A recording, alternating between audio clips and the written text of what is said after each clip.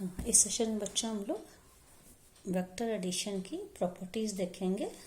सदिश योगफल के गुणधर्म। तो इसमें सबसे पहली प्रॉपर्टी आप देखिए जिसको हम लोग कहते हैं कम्यूटेटिव लॉ। ये सब प्रॉपर्टीज आप पिछले क्लासेस में बहुत सालों से पढ़ते आ रहे हैं। तो इसमें अगर कोई भी दो वेक्टर्स ए एंड बी हैं तो उनको हम ऐड करें, एडिशन ऑफ टू वेक्टर्स लें, A plus B same as B plus A. इसको हम बड़ा ही आसानी से प्रूफ कर सकते हैं। जैसे देखिए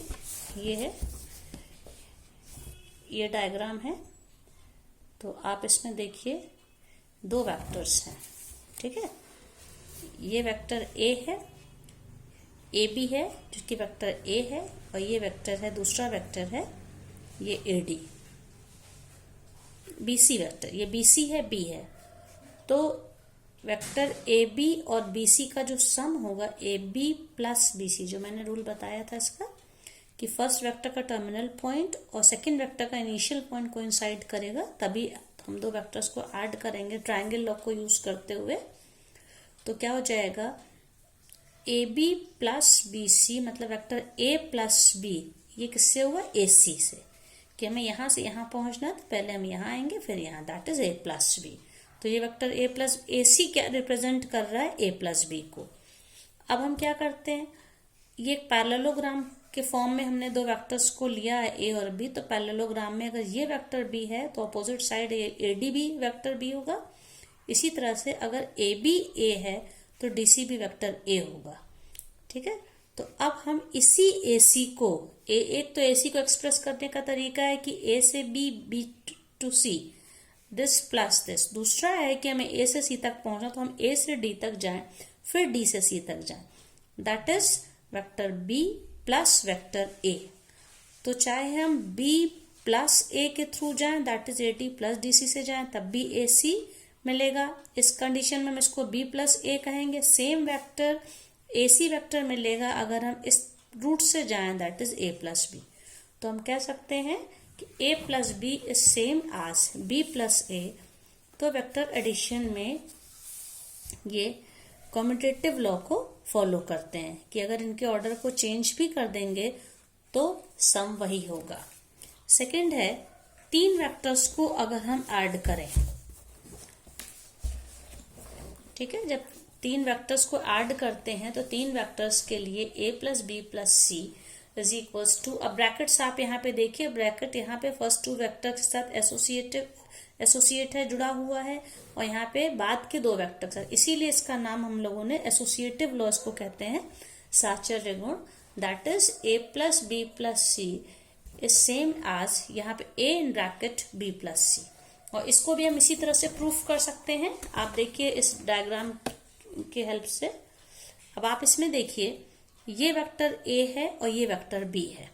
तो वेक्टर a प्लस b, अगर हम पहले ये वाला इसका a और b को पहले ऐड करके उसके रिजल्टेंट में हम c को ऐड करना है, तो vector a plus b, p to q then q to r, तो जो p r वेक्टर मिलेगा ये क्या रिप्रेजेंट करेगा, a प्लस b। अब a प्लस बी में किसको ऐड करना है, c को। तो पी आर वेक्टर है ये a प्लस बी और इसमें c को ऐड करना है। So this vector plus this vector, ये क्या बताएगा, a प्लस बी प्लस सी, जिनमें a और b को पहले ऐड किया है। तो हमें क्या मिला, पी एस मिला।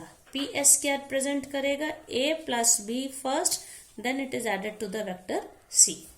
अब इस एसोसिएटिव लॉ के हिसाब से अब हम यही काम तीनों वेक्टर्स को ऐड करेंगे, लेकिन अब हम पहले b और c को लेंगे।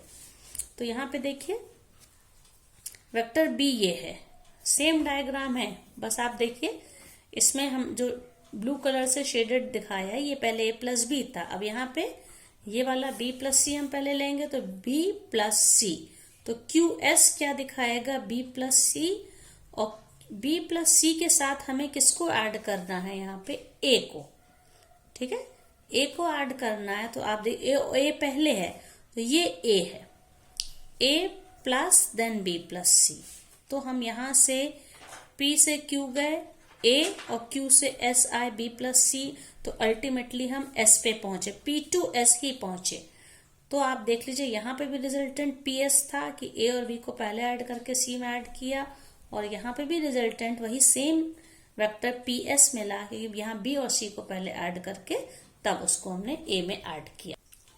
अब इसके बाद कोई भी अगर एक जीरो वेक्टर है, हम इस तरह से डिफाइन करते हैं कि कोई भी एक वेक्टर है, अगर उसमें नल वेक्टर या जीरो वेक्टर को ऐड पहले करें या बाद में करें, वो हमेशा किसके इक्वल होता है? This is always equals to vector A. मतलब ये वेक्टर ए में कोई चेंज नहीं करता है, इसलिए हम इसको क्या कहते हैं? एडिटिव आइडेंटिटी कहते हैं। अब इसके बाद नेक्स्ट है बच्चों multiplication of a vector by a scalar.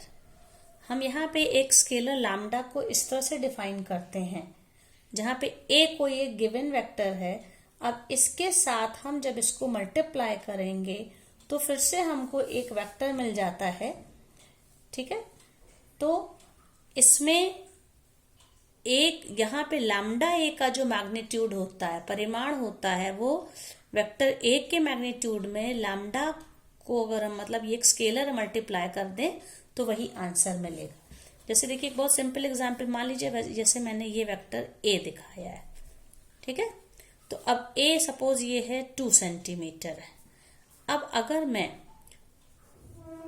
ये वेक्टर ए 2 सेंटीमीटर, मगर अगर मैंने कहा 2a, तो 2a का क्या मतलब है? लैम्डा की वैल्यू 2 है, तो यही सेम वेक्टर और उसको 2 से इसी का डबल साइज हम कर दें, सेम डायरेक्शन है। आप देखिए ये सपोज 1 2 3 4, तो ये जो वेक्टर है ये क्या रिप्रेजेंट करेगा? 2a।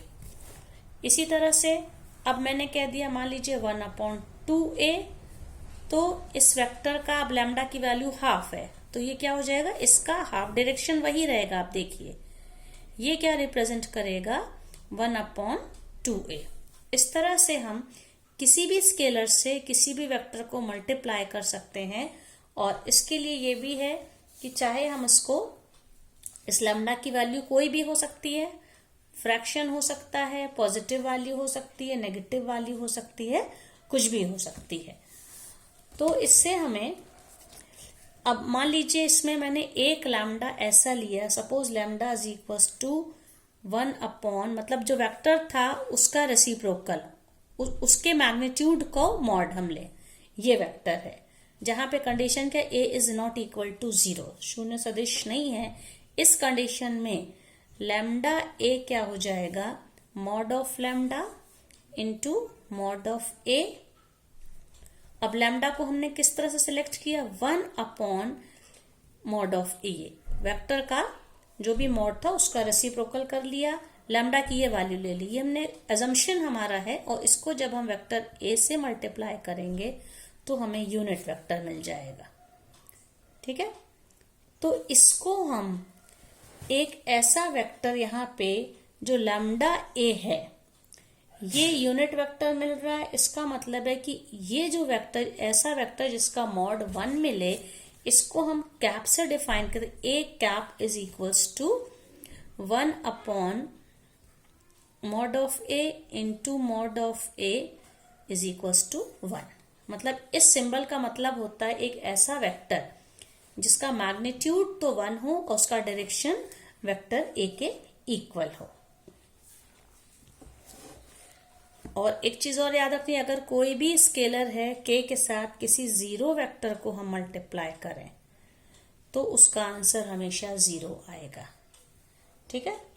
अब इसके बाद बच्चों नेक्स्ट है कंपोनेंट्स ऑफ अ वेक्टर।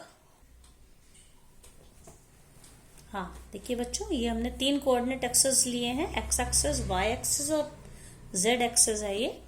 अब हम इसमें 3 पॉइंट्स ए और बी सी इस तरह के हम सेलेक्ट करें जिसमें ए के कोऑर्डिनेट्स हों 1 0 0, बी के हों 0 1 0 और सी के हों 0 0 1। तो हम 3 वेक्टर्स को डिफाइन कर सकते हैं। ओ ए का जो मॉड होगा, ये पहले ही हम लोग बता चुके हैं, ओ ए का जो मॉड होगा ये तीनों का square root of 1 square plus 0 square plus 0 square that is 1। इसी तरह से वेक्टर ओ बी और वेक्टर ओ सी तीनों को ऐसे सॉल्व करेंगे, ये वैल्यू 1 आएगी। तो 3 वेक्टर जो हमने स्पेस में इस तरह से डिफाइंड करें, ओ ए, ओ बी और ओ सी, इन तीनों का मैग्नीट्यूड 1 है और ये तीनों वेक्टर ये OX, OY और OZ एक्सिस हैं, मतलब कि X एक्सिस, Y एक्सिस और Z एक्सिस जो म्यूचुअली परपेंडिकुलर एक्सिस हैं, इनके अलोंग यूनिट वेक्टर्स कहलाते हैं। और OA को हम यहाँ पे जो वेक्टर OA होगा इसको हम कहेंगे I कैप। इसी तरह से वेक्टर OB को हम क्या कहेंगे, J cap along Y axis, ये था अलोंग एक्सिस। और थर्ड वेक्टर है जो OC है, ये क्या कहलाएगा, K कैप। ये सब आप फिजिक्स में आप लोग ये सब पढ़ चुके हैं। तीन यूनिट वेक्टर, ये तीन ऐसे वेक्टर्स हैं जिनका मॉड मैग्नीट्यूड 1 है और म्यूचुअली परपेंडिकुलर तीनों, ये एक्स एक्सिस के अलोंग, ये वाई एक्सिस के अलोंग और ये जेड एक्सिस के अलोंग है। और इसके बाद स्पेस में अगर हम कोई भी वेक्टर एक ऐसा लें, जैसे कि मान लीजिए इस डायग्राम को देखिए, जैसे ये है, यहाँ पे ये है, ये पॉइंट P है। मान लीजिए पॉइंट P के कोऑर्डिनेट्स हैं x, y, z। तो हम इसके, और ये जो O से P तक का डिस्टेंस होगा OP लेंगे।